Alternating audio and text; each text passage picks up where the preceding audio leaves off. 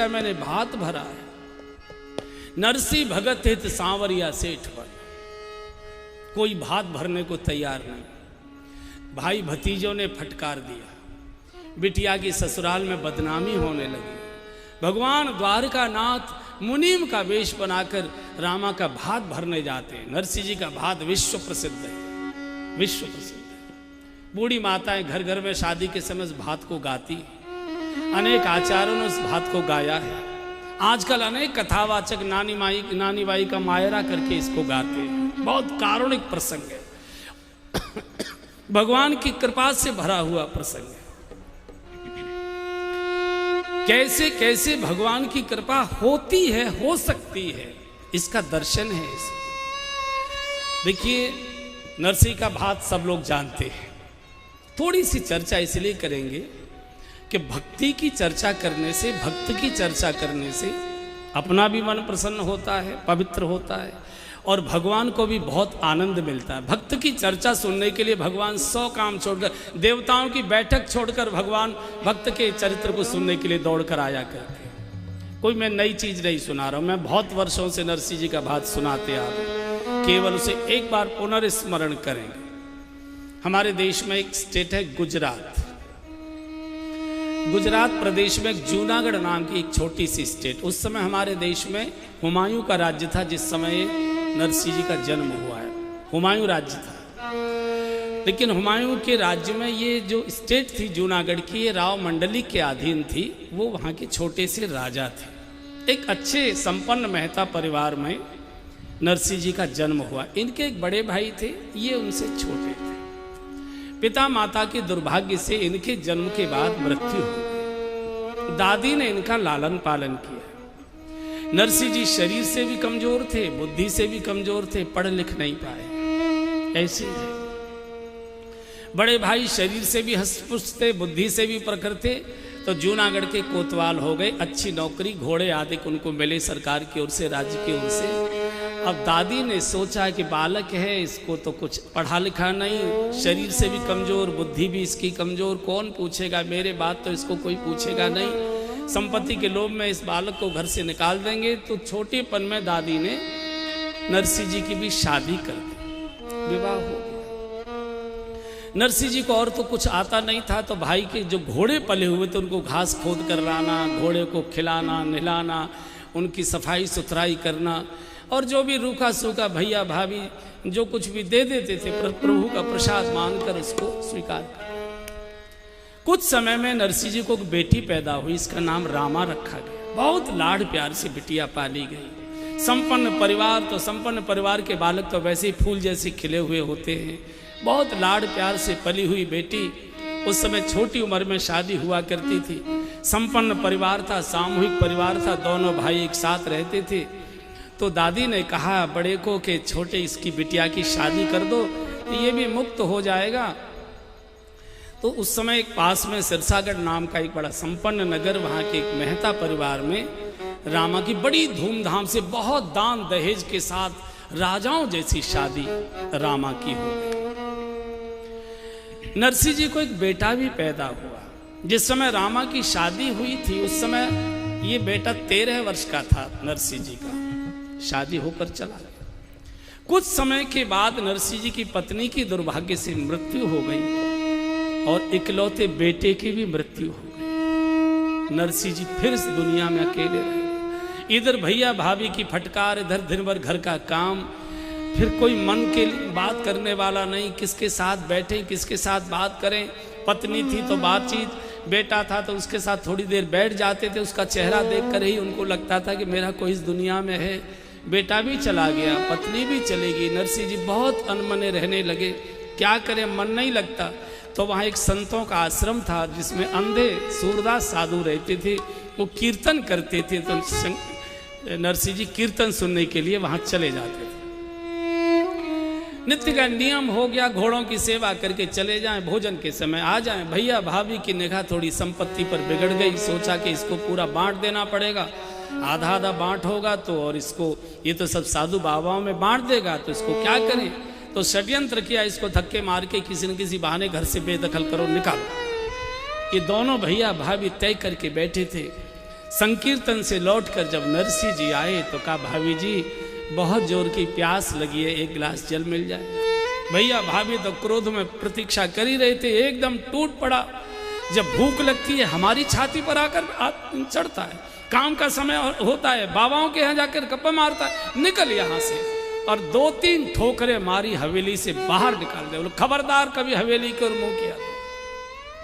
और बंधु और बहनों, जब जगत ठोकर मारता है तो फिर जगत पिता ही याद आया करता है भक्त। जब संसार ठुकराता है तो राधा रानी के गोद और चरण याद आते हैं। दरबार में राधा रानी के दुख दर्द मिटाए जाते हैं। दुनिया के सताए लोग जहां गोदी में बिठाए जाते हैं। विभीषण को भी जब भरी सभा में रावण ने लात मारी थी तो विभीषण को भी भगवान के श्री चरण दिखाई देने लगे थे। राम सत्य संकल्प प्रभु सभा काल वर्ष तोर रावण मैं रघुवीर शरण अब जाऊं देऊं जन को। घटना क्या होती है बहुत महत्व की बात नहीं है, घटना मनुष्य को कहाँ लेकर गई है ये महत्व की बात है।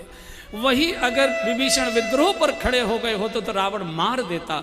चुपचाप सिर झुकाकर रावण के दरबार से निकल गए, भगवान के श्री चरणों में चले गए। प्रभु प्राप्ति हुई और राज्य की भी प्राप्ति हुई। यही नरसिंह जी सारी गली में शोर करते, सारे मोहल्ले रिश्तेदारों को बुलाते, देखिए मुझे ये संपत्ति के बेदखल के चक्कर में मार मार के निकाल रहे हैं, आप मेरे साथ न्याय कराइए।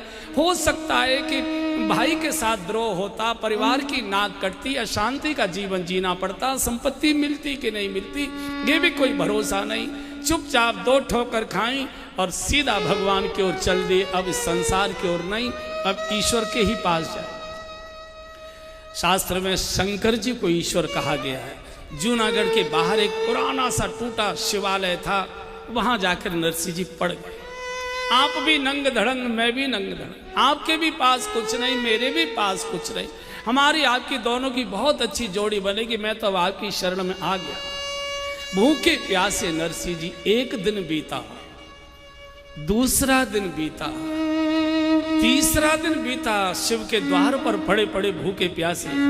पार्वती जी ने भगवान शिव को कहा, भगवान एक गांव के गरीब के द्वार पर भी कोई अपरिचित व्यक्ति आकर बैठ जाता है, वो गांव का गरीब भी उसकी कुशलक्षेम पूछता है, भैया कहाँ से आए हो, जल पियोगे, भोजन करोगे, रात को ठहरोगे। इस भारत की परंपरा है कि कोई अपरिचित अतिथि के रूप में आता है तो वो परिवार अपनी जैसी भी उसकी स्थिति हैसियत है उसके अनुसार उसकी चिंता सेवा करता है। आप जगत के पिता बनते हो प्रभु, हैं? आप सर्व समर्थ हो। एक बूढ़ा व्यक्ति आपके द्वार पर 3 दिन से भूखा प्यासा पड़ा रो रहा है और आपका हृदय द्रवित नहीं हुआ और आप कहते मैं करुणा का अवतार हूं, कर्पूर गौरम करुणावतारम। ये कैसी करुणा है? हमारे द्वार पर 3 दिन से एक बूढ़ा व्यक्ति पड़ा रो रहा है भूखा प्यासा और आपने उसकी खबर सुध नहीं ली है। एक बार पूछो तो सही क्या चाहता है, कम से कम कुछ तो उसकी व्यवस्था करो। जब पार्वती जी ने शंकर जी को कहा तो शंकर जी तो चाहते थे, क्योंकि पार्वती जी भक्ति की प्रतीक है, जब भक्ति कृपा करती है तब भगवान की कृपा हुआ करती है। शिव प्रकट हो गए, शिव प्रकट हो गए। नरसिंह जी खड़े हो जाएंगे, खड़े होने के तो सामर्थ्य नहीं, प्रभु आप सहारा दोगे तब बैठ सकता हूं चरणों में, खड़ा तो मैं हो ही नहीं पाऊंगा। इस जगत ने मुझे खड़ा होने लायक छोड़ा ही नहीं। पार्वती जी ने, शंकर जी ने, दोनों ने बहुत प्यार से नरसिंह जी के सिर पर हाथ रखा, बोलो हमसे क्या चाहते हो? हमारे जैसा होता तो कहता 3 दिन से भूखा हूं, कहीं रोटी मिल जाए, 1 कप चाय मिल जाए, कहीं रहने का ठिकाना मिल जाए, हम लोग यही मांगते। नरसिंह जी ने कहा कि अगर आप दे सकते हैं तो आपकी जो सबसे प्रिय वस्तु है वो मुझे दे दीजिए। फंस गया भगवान। भगवान शिव के सबसे प्रिय थे उस समय भगवान श्री कृष्ण, चूंकि नित्य रास दर्शन करने आते थे। अब तो बड़ी कठिन, इनको लाना पड़ा। वृंदावन लाए हैं नरसिंह जी को भगवान शिव, निधिवन कई रास का दर्शन करने के लिए। वहां किसी पुरुष का प्रवेश नहीं है, तो गोपेश्वर महादेव की जगह पर भगवान शिव भी गोपी वेश बनाते, नरसिंह जी को भी सखी वेश में रास में प्रवेश कराया है। तो रास में इनको सेवा दी गई मशाल की। शंकर जी ने कहा कि ये मशाल हाथ में लेकर तुम भगवान का भी दर्शन करते रहना, रास का भी दर्शन करते रहना, मशाल जलाते रहना। और जब रास प्रारंभ हुआ, नरसिंह जी तो रास के दर्शन में प्रभु के रूप सौंदर्य में इतना डूब गए कि कि मशाल जलते जलते खत्म होने लगी, इनका हाथ जलने लगा और ये खड़े खड़े पागलों की तरह रास में डूबे हुए। राधा रानी ने कहा प्रभु ये कौन खड़ा है जिसका हाथ जला जा रहा है, गंध आ रही है जलने की, देखिए ना कौन है भाव में। तब शंकर जी के साथ प्रभु गए हैं। भगवान ने दर्शन दिया और कहा कि अब आपको यहाँ से जाना पड़ेगा, यहाँ किसी मनुष्य का प्रवेश नहीं है। भगवान शिव की कृपा से आपको राज दर्शन हो गया। शंकर जी ने फिर जूनागढ़ में पहुँचा दिया और कहा कि यहाँ तो मेरे पास कोई व्यवस्था नहीं, जूनागढ़ में गोपाल जी का पुराना मंदिर है, वहाँ आप आराम से रहिए, गोपाल जी की सेवा पूजा करिए, नगर के लोग आपकी सब चिंता करेंगे, मेरा आपको आशीर्वाद। और वहाँ से शिव आज्ञा लेकर नरसिंह जी गोविंद जी के मंदिर में आ गए। कीर्तन करते हैं, सेवा पूजा करते हैं। गांव की माताएं बहनें जो कुछ भी सीधा आटा होता है वो दे आती हैं, भोजन बनाते हैं, ठाकुर जी को भोग लगाते हैं, प्रसाद पाते हैं, जीवन लीला पूरी हो रही है। इधर ससुराल में बिटिया के यहाँ घटना घटित होती है। रामा की एक बेटी को जन्म हुआ था और रामा की बेटी लगभग 18-19 वर्ष की हो गई, शादी की तैयारी हो गई, शादी तय हो गई। 10-15 दिन के बाद बारात आनी थी तो रामा के ससुर मेहता जी ने अपने बेटे को कहा कि बेटा ये हमको मालूम है कि तुम्हारा बाप आजकल भिखारी है, किसी मंदिर में रहता है, भीख मांग कर खाता है, उसके पास अपना कुछ भी तो नहीं है, तो इसलिए भात की पत्रिका भेजें कि न भेजें, हम असमंजस में हैं, भेजें तो कुछ आने वाला नहीं है और न भेजें तो वो उल्हाना देगा कि आपने मेरे पास पत्र क्यों नहीं भेजा, मेरी इकलौती बिटिया, मैं पत्र पुष्प अपनी हैसियत के अनुसार कुछ तो लेकर आता, कम से कम उस मंगल उत्सव से आपने मुझे वंचित क्यों कर दिया, मैं उसमें सम्मिलित होता, अपनी बिटिया को आशीर्वाद देता, और कुछ मेरे पास नहीं था, मैं अपनी बेटी को हृदय से लगाकर एक बार उसका मुख देख लेता। 22 वर्ष हो गई मैंने अपनी बेटी का मुंह नहीं देखा है, तो शायद तुम्हारा ससुर उल्हाना न दे, इसलिए हम पत्र भेजना चाहते हैं। बेटे ने कहा बाबूजी क्या करोगे, भूखा प्यासा नाई यहाँ से जाएगा और जब वहाँ उसको देख कर आएगा तो सारे गांव में हमारी बदनामी कराएगा, इतने बड़े कुंवर साहब भिखारी के घर में ब्याहे हैं, हमारे घर में किस बात की कमी है, जो भी नातेदार रिश्तेदार गांव के लोगों को जो कुछ भी भात में देना लेना है हमारे पास सब कुछ सामर्थ्य है, पूरी व्यवस्था हम करेंगे। पिता ने कहा नहीं बेटा, चिट्ठी तो जाएगी, उसे नाक बचानी है तो आएगा, नहीं आएगा तो नहीं आएगा, कम से कम उल्हाना नहीं देगा। मैं ये नहीं चाहूँगा कि मेरे दरवाजे पर आकर कोई भिखारी हमको फटकार लगाए, उल्हाना दे के आपने हमको पत्र क्यों नहीं भेजा, हमने इतनी सारी व्यवस्थाएं की। दूसरे का मुंह बंद करने के लिए हमारी संपत्ति काम आ रही है। देखो ना रामा के ससुर की स्थिति देखो, हमारे सामने बोल न सके और इतना भारी भरकम पत्र हम भेजेंगे वो पूरा पढ़ भी नहीं पाएगा, हो सकता है बीच में ही प्राण छोड़। पुरोहित बुलाया गया, पुरोहित जी को आंगन में बैठाया, कहिए सेठ जी कैसे याद किया, बोले एक भात की पत्रिका लिखी, बताइए क्या क्या लिखना है, बोलते जाइए। तो ससुर ने सोचा कि आना जाना तो कुछ है नहीं, लिखने में काई की कंजूसी करना। ऐसा भात लिखाया जा रहा है जैसे कोई कुबेर के भंडार की सूची बनाई जा रही है। इतने सोने के सेट, इतने चांदी के सेट, इतने चांदी के पंच बर्तन, इतनी मेवा, इतना मिष्ठान, इतने खिलौने, इतने जरी से जड़े हुए रेशम के वस्त्र, सारे गांव के बैलों की झूल, इतना ये इतना ये इतना ये, ऐसा लग रहा था जैसे कुबेर का भंडार शायद खाली कराया जा रहा हो, उसकी सूची बनाई जा रही है। देखो कल भी मैंने निवेदन किया था, पद और मद ये दोनों सगे भाई हैं। पैसे का मद और पद का मद ये बहुत विचित्र होता है। जिसको धन का मद होता है वो अंधा हो जाता है, उसको कोई गरीब भूखा नंगा दिखाई नहीं देता, और जिसको पद का मद हो जाता है वो बहरा हो जाता है, किसी दर्दी की उसको पुकार सुनाई नहीं पड़ती, किसी की आवाज़ उसको सुनाई नहीं पड़ती। और कल भी मैंने बोला था, एक माँ के गर्भ से पैदा हुए, पद को मद में बदलना हो कुछ करने की आवश्यकता नहीं, पाके पेट पर अहंकार की छोटी सी घुंडी लगा दो, पद ही मद हो जाया करता। ये खिलखिला खिलखिला करके पत्र लिखा रहे हैं, इनको ये मालूम नहीं ये गरीब बूढ़ा साधु इतने भारी भरकम पत्र को, जिसके पास अपनी रोटी का कोई इंतजाम व्यवस्था नहीं, इस पत्र को पूरा पढ़ भी नहीं पाएगा, बीच में प्राण छोड़ सकता है। इनको किसी के मरने जीने की चिंता नहीं, हमारे धन का अहंकार हमारे साथ है, आओ आओ न आओ, हमको कोई रिश्तेदारी की जरूरत नहीं। लेकिन कोठे में किवाड़ की आट में बैठी गरीब नरसी की गरीब बिटिया रामा ये धरती पर पछाड़ खा खा के गिरती है, रो रही है। पंडित जी को रोक नहीं सकती, पति को कुछ बोल नहीं सकती, ससुर को टोक नहीं सकती। अगर ये पत्र चला गया मेरे बाबूजी पूरा पत्र पढ़ नहीं पाएंगे, बीच में ही प्राण छोड़ देंगे, मुझे उल्हाना देंगे। बेटी तू तो मेरी थी, तू तो मेरी सब स्थिति जानती थी, कम से कम तू मेरी रक्षा करती, तू बीच में रोक टोक करती, तू खड़ी हो जाती, तूने क्यों सहमति दे दी? मैं कैसे करूं, क्या करूं? कोई तो मेरी सुनने वाला नहीं। तो कुंडी खटखटाई, पति ने अंदर की ओर देखा तो रामा ने पति को अंदर बुलाया। पति जब अंदर आए तो रामा ने पहले किवाड़ लगा और किवाड़ लगाते ही पति के कदमों में पछाड़ खाकर गिर पड़े। दोनों पति के पैर पकड़ लिए, सिर दोनों पैरों पर रख दिया, साड़ी का पल्ला उतार कर पति के कदमों पर बिछा दिया। जब तक आप मुझे मेरे गरीब बूढ़े बाप के प्राण भीख में नहीं डालोगे, मेरे साड़ी के पल्ले में, मेरी गोद में मेरे प्राण बाप के प्राण मुझे भीख में चाहिए, तब तक मैं आपके चरण छोड़ूंगी नहीं। रात भर ऐसे ही पड़ी रहूंगी, रोती रहूंगी, आपको हिलने नहीं दूंगी। अरे कम से कम इतना सोचो कि मेरा बूढ़ा बाप गरीब साधु का जीवन जी रहा है, 22 वर्ष हो गए, मैंने अभी तक अपने बाप का मुंह नहीं देखा। आप कल्पना करिए, विवाह के बाद रामा को वापस नहीं जाने दिया ससुराल वालों ने। नहीं नहीं, हमारे घर की बहू हो चुकी है, अब हम भिखारी के यहाँ नहीं भेज सकते अपनी बहू को, हमारी गांव में बदनामी हो जाएगी। मायके की गलियां देखने के लिए माताएं बुढ़ापे में भी लालायित रहती हैं कि अपने गांव जाएंगे, गलियां देखेंगे, पुराने पुराने पेड़ देखेंगे, पुराने पुराने लोगों से मिलेंगे। मायके का भाव ही ऐसा हुआ करता है। 22 वर्ष हो गए, माँ नहीं देखी। रामा को यह मालूम नहीं है कि मेरी माँ की मौत हो चुकी है। रामा को यह भी मालूम नहीं है कि 13 वर्ष की अवस्था में मेरे भाई की मौत हो चुकी है। क्योंकि माँ के मृत्यु का भी पत्र आया था ससुराल, भाई की भी मौत का भी पत्र आया था ससुराल, लेकिन ससुराल वालों ने दिया नहीं पत्र को, सूचना भी नहीं दी कि तुम्हारे घर ऐसा ऐसा हो गया है।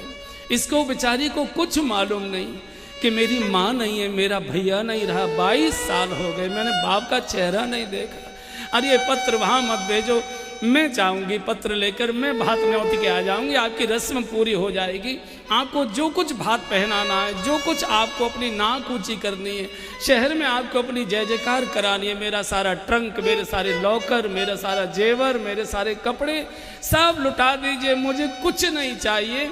मैं तुम्हारे घर में बर्तन मलकर, नौकरानी बनकर, मेहरी बनकर जीवन काट दूंगी, लेकिन ये पत्र मत भेजो, मेरा बाप पढ़ नहीं पाएगा, प्राण छोड़ देगा। कम से कम मेरे मायके के दीपक को बचा रहने दो, जिसके आधार पर मैं कभी कभी मायके में जाने की इच्छा कर सकूं। बिना बाप के मायके में कौन बुलाता है हमको? माँ होती है तो बुला लेती है, बाप होता है तो बुलाता है, भैया भाभी का तो कोई भरोसा नहीं, बुलाए कि न बुलाए, मेरा बाप कम से कम जिंदा। बेटी बाप के लिए बहुत रोया करती है।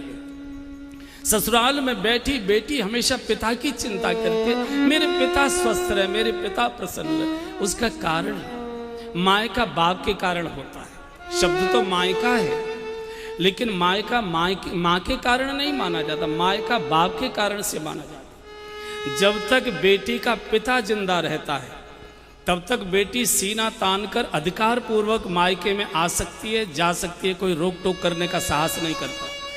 लेकिन पिता की मृत्यु के बाद माँ चूंकि भैया और भाभी के अधीन हो जाती है, तो मायका फिर भैया भाभी की इच्छा से मिलता है, अधिकार पूर्वक नहीं मिलता। इसलिए आपने देखे होंगे प्रसंग, जब किसी की माँ की मौत होती है, बेटी रोती तो है लेकिन अपने को संभाल लेती है। लेकिन जब उसको समाचार मिलता है कि मेरे पिताजी नहीं रहे, मेरे पिता की मौत हो गई, इतना रोती है, इतना रोती है। और जब पहली बार पिता की मृत्यु पर अपने मायके में आती है, दहाड़ मारती आती है, हाहा करती आती है, और सबसे पहले अपने घर के मुख्य द्वार पर पछाड़ खाकर गिरती है। बहुत देर तक देहली पर पड़ी रहती है। उसको लगता है अब ये देहली मेरे लिए पराई हो गई, अब इसमें मैं स्वेच्छा से नहीं आती, आज सकती जा सकती। इसलिए बाप के लिए बेटी बहुत रोया करती है। हमारे पूज्य बापू कई बार सुनाया करते हैं कि किसी की बेटी को दुख देना हो,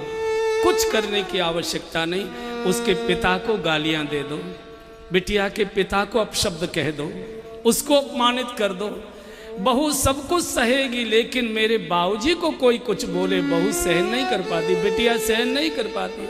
सास के पास जाएगी, पैर पकड़ेगी, रोएगी, माफी मांगेगी, माता जी मुझे डांट लो, मुझे फटकार लो, मुझे भूखी प्यासी रख लो, मत बहू का दर्जा मुझे दो, मुझे नौकरानी जैसा मान लो, लेकिन मेरी सौगंध आपको लगे मेरे बाबूजी को कुछ बोलना नहीं, आपको पाप लग जाएगा।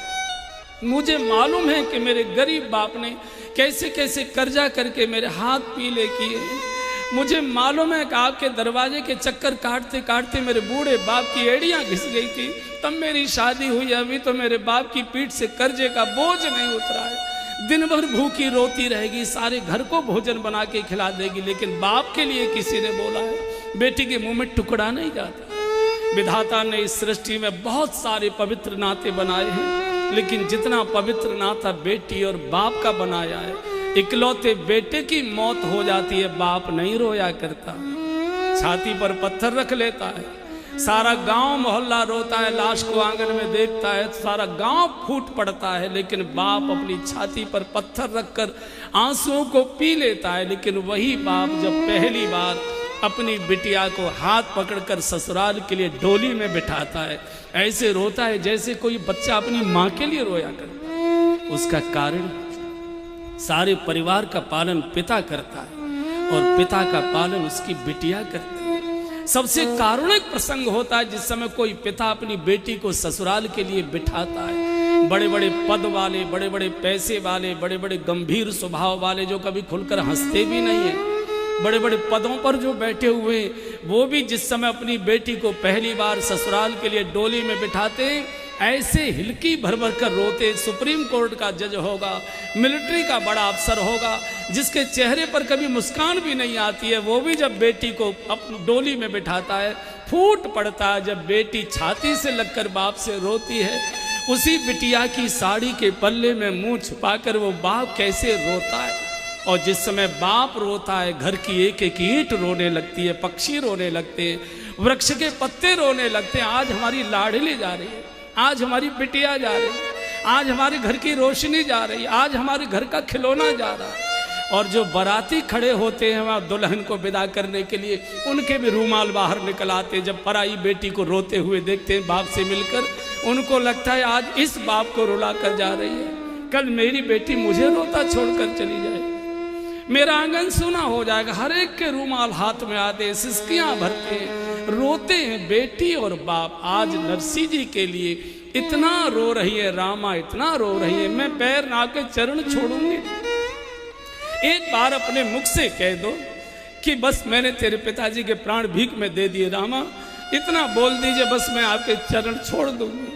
कम से कम मेरे मायके के दीपक को मत बुझाइए, इतनी कृपा कर दो, मैं चली जाऊंगी, मैं जाकर भात नौत कराऊंगा, आप किसी को मत भेजो, गांव में किसी को पता नहीं लगेगा, मैं जाऊंगी। यहां से पत्र चला,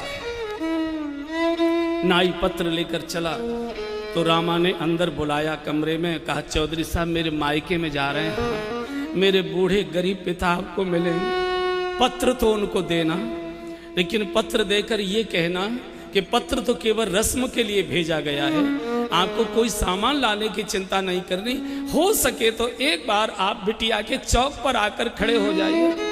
बेटी ने बहुत लालसा से कहा है कि एक बार मैं छाती से पिता की लगकर रोना चाहती हूँ, इन आंखों से मैं अपने बूढ़े बाप को देखना चाहती हूँ, मेरे बाबूजी कैसे लगते होंगे, 22 साल से मैंने अपने बाप को देखा नहीं, बस आपको बेटी ने याद किया, एक बार उसको आशीर्वाद देने के लिए उसके चौक पर खड़े हो जाइए, बस बिटिया की इतनी इच्छा, मेरी ओर से मेरे बाबूजी को कहना। यहाँ से नाई चला है, पुरानी हवेली पहचानता था, पहुँच गया, भैया बाहर बैठे हुए थे मूढ़े पर, कहा मैं सिरसागढ़ से आया हूँ, रामा की बेटी की शादी है, भात का पत्र लेकर आया हूँ, सेठ जी ने भेजा है, हमको नरसी सेठ से मिलवाइए। भैया ने फटकार दिया, यहाँ कोई नरसी वर्सी नहीं रहता, निकल यहाँ से। गली में आगे कोई बताने को तैयार नहीं, नाई कभी इधर जाता है, कभी इधर जाता है, कभी भगवान द्वारकानाथ एक बूढ़े ब्राह्मण का वेश बनाकर गली में आगे, भैया लगता है किसी पराये गांव से आए हो, इस गांव के नहीं हो, अनजान दिखाई देते हो, किनसे मिलना चाहते हो? अरे वो पंडित जी यहाँ कोई नरसी सेठ रहते हैं, मैं उनकी बिटिया की भात की पत्रिका लेकर आया। कोई उनका अता पता बताने को तैयार नहीं। बोले आओ मेरे साथ आओ। भगवान स्वयं पंडित जी का मार्गदर्शन करने के लिए चले। दूर से दिखा दिया वो जो गोपाल जी का मंदिर है ना, वो जो बूढ़े सज्जन कीर्तन कर रहे हैं वही नरसी सेठ। तो नाई ने कहा, मैं नरसी फकीर से मिलने नहीं आया पंडित जी, मैं नरसी सेठ जी से मिलने आया हूँ। मैं उनके बिटिया की जब शादी हुई थी तो मैं ही नाई का काम करने के लिए आया था, मैंने उनको देखा है वो कितने बड़े सेठ हैं। भगवान के भी नेत्र डबडबा गए। बोले चौधरी साहब वो पहले सेठ थे, आजकल फकीर हो गए, जाओ वही तुम्हारे सेठ जी। भगवान तो अंतर ध्यान हो गए। इधर नाई पहुंचा मंदिर में, नरसिंह जी को प्रणाम किया, पत्रिका हाथ में दी है, मैं सिरसागढ़ से आया हूँ, रामा की बेटी की शादी है, सेठ जी ने आपको भात की पत्रिका भेजी। पत्रिका तो मंदिर में रख दी। नरसिंह जी को चिंता हो गई, भूखा प्यासा नाई, इसको भोजन क्या करें। संयोग से आज एकादशी थी, नरसिंह जी तो व्रत थे। तो नरसिंह जी ने कहा चौधरी साहब एकादशी का व्रत तो आप भी रखते होगे। अब नाई न हाँ करे न हूँ करे, सोचे हाँ भी कर दूं तो कौन सी कुटू की पूड़ी तुम खिला दोगे, कुछ बोले नहीं। बोले ऐसा करो आप स्नान आदि करो और भजन वगैरह जो कुछ करना है करो, मैं अभी आपको फलाहार की व्यवस्था कर। फलाहार कहाँ से लाते, बचपन का एक किसान मित्र था, उसके खेत में से बथुआ तोड़ कर लाए और उसी किसान मित्र की पत्नी को जाकर कहा कि जरा ये बथुआ सिद्ध कर दो देवी, बथुआ उबाल दो, मेरे द्वार पर एक मेहमान आया है भूखा बैठा। वहां से बिना नमक का बथुआ लेकर आए हैं, ठाकुर जी को भोग लगाया, तुलसा दल अर्पित किया। इधर क्रिया कर रहे थे, उससे पहले भगवान ने लीला की। भगवान द्वारकानाथ का सिंहासन डगमगाने लगा। मेरे भक्त के द्वार पर नाई भूखा बैठा है, ये तो भक्त वत्सलता कलंकित हो जाएगी। रुक्मिणी जी जल्दी से 56 भोग का थाल करो, तैयार करो, देर न हो जाए। और भगवान ने मुनीम का वेश बनाया, 56 भोग का थाल लेकर भगवान मंदिर में प्रकट हो गए। नाई सो रहा था और सोते हुए जीव को या तो कोई संत जगाता है या स्वयं भगवंत जगाया करता है। आज भगवान जगा रहे हैं, चौधरी साहब जागो, चौधरी साहब जागो, चौधरी साहब। और जैसे ही भगवान की मधुर वाणी नाई के कानों में गई और नाई ने अपने चेहरे से गमछा हटाया और देखा तो सामने श्याम सुंदर मुरली मनोहर खड़े हुए। क्या मोहनी स्वरूप प्रभु का मुनि वेश में। भगवान ने माफ़ी मांगी, चौधरी साहब क्षमा कर दीजिए, थोड़ी देर हो गई आज प्रसाद तैयार होने में, प्रसाद पाइए। और जब 56 भोग का कांचन का थाल भगवान ने परोसा है, नाई तो दंग रह गया, ऐसा भोजन कभी देखा भी नहीं, करने की तो बात क्या है, सुगंध की लपटें आ रही हैं। प्रभु पंखा लेकर बैठ गए, नाई की हवा कर। ये सेवा नाई की नहीं हो रही है, सेवा नरसिंह जी के भजन की हो रही है। नाई ने भोजन किया, एक पस मोहरें भगवान ने भेंट में दे दी। बोले चौधरी साहब ये आपकी भेंट है, हमारे सेठ जी आजकल रुपया पैसा छूते नहीं है, उन्होंने छूना बंद कर दिया है, लेन देन का सारा काम मैं ही देखा करता हूँ, मुनीम के ऊपर उन्होंने सब छोड़ दिया है, ये आप अपनी भेंट लीजिए और अपने सेठ जी को जाकर कहना है कि भात पहनने की तैयारी करें, हम लोग ठीक समय से भात पहनाने आएंगे। और हाँ आप नाराज हो तो एक बात और कह दूँ। बोले हाँ कहो। बोले ये जो हमारे बर्तन हैं, हमारे यहाँ बल्लभ कुल की सेवा चलती है, तो जो बर्तन एक बार चौके से बाहर निकल जाते हैं उनको हम दोबारा चौके में नहीं रखते, आपको परेशानी ना हो तो ये बर्तन अपने साथ ले जाइए। कांचन के पात्र नाई तो गदगद हो गया, इतनी दक्षिणा तो जीवन में न कभी मिली न कभी मिलने वाली। भगवान तो अंतर्ध्यान हो गए, भरा पेट नाई खर्राटे लेकर सो रहा है। इधर संकोच में डूबे नरसिंह जी फीके बथुआ को लेकर थाल लेकर खड़े, चौधरी साहब, चौधरी साहब, अरे सेठ जी सोने दो, नींद आ रही। अरे भैया प्रसाद पालो। नहीं नहीं मुझे भूख नहीं लगी, मेरा पेट भरा है। नरसिंह जी को लगता है कि शायद मेरी गरीबी पर तरस खाकर कह रहा, भैया कोई बात नहीं, ये ठाकुर जी का प्रसाद है, साधु के द्वारा तैयार किया, प्रसाद पालो। गमछा उठाकर कहा, तो सेठ जी क्या बात करते हो, अभी तो मैंने भोजन किया है। भोजन भोजन कहाँ से कर लिया? अरे बोले आपका मुनीम था ना, वो अभी 56 भोग करा कर गया और ये देखो दक्षिणा भी दे गया है और बर्तन भी छोड़ गया। और जैसे ही कांचन के पात्र देखे, नरसिंह जी के हाथ से बथुआ का थाल छूट पड़ा। ये और कोई नहीं, मेरे द्वारकानाथ आज नौकर के नौकर बनकर आए। विषयांतर कर दिया। नरसिंह जी ने यहाँ से नाई को विदा किया है और इतना कहा है कि मेरी बेटी को बस इतना कहना, बिटिया तेरे बाप के पास लेने देने को तो कुछ नहीं, एक बार इन बूढ़ी आंखों को बंद होने से पहले अपनी बिटिया को मैं देखना चाहता हूँ। निगाह भरकर मैं अपनी लाली को देखना चाहता हूँ, मेरी बेटी कैसी लगती है। एक बार हृदय से लगाकर उसे दुलार करने की मेरी इच्छा है। फिर मेरा शरीर छूट जाए, एक बार अपनी बिटिया को देखूंगा, बस मेरी प्रतीक्षा करे। नाई तो इधर आ गया, भात की पत्रिका लेकर भैया के द्वार पर गए, फटकार दिया। चाचा के द्वार पर गए, फटकार दिया। सब रिश्तेदारों के द्वार पर गए, सबने फटकार दिया। सबने कह दिया अब अपने भाई बाबाओं के पास जा। और सबकी फटकार खाकर नरसिंह जी आ गए गोविंद जी के चरणों में, पत्रिका भगवान के चरणों में रख दी और रो रो कर नरसिंह जी कहने लगे, गोविंद ये मेरी बेटी का भात नहीं है, तेरी बेटी का भात है। जाएगी लाज तिहारी गोविंद मेरो कछुनाई बिगड़े। दुनिया जानती है नरसिंह गोविंद जी का हो चुका है। मैं तो आपके चरणों में अर्जी लगा सकता हूँ, मर्जी आपकी है, जो चाहे निर्णय करना। नरसिंह जी रो रो कर पुकारते, अर्जी हमारी मर्जी तुम्हारी, अर्जी हमारी और हम कर क्या सकते हैं। मर्जी तुम्हारी हे नंद नंदन बांके बिहारी, अर्जी हमारी मर्जी तुम्हारी हे नंद नंदन बांके बिहारी, अर्जी हमारी। पूजा न जानू पाठ न जानू, पूजा न जानू पाठ न जानू, पूजा न जानू पाठ न जानू, पूजा न जानू पाठ न जानू। हे श्याम सुंदर मदन मुरारी, हे नंद नंदन बांके बिहारी, अर्जी हमारी मर्जी तुम्हारी हे नंद नंदन बांके बिहारी, अर्जी हमारी। पूरी रात रोते रोते बीत गई। आज बेटी व्रत किए बैठी भूखी प्यासी प्रतीक्षा करेगी, कोई तो साथ चलने को तैयार नहीं।